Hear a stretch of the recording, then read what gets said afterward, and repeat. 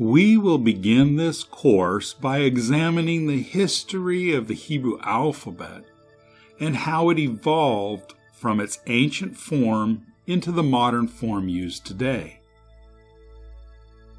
Then we will learn about the ancient Hebrew culture and philosophy and how these are related to the Hebrew vocabulary.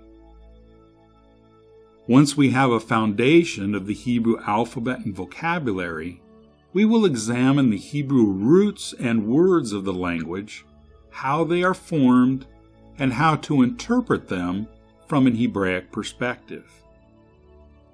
All of this will be put into practice by applying what we have learned in order to better define Hebrew words, which will assist us in creating a deeper understanding of the Bible.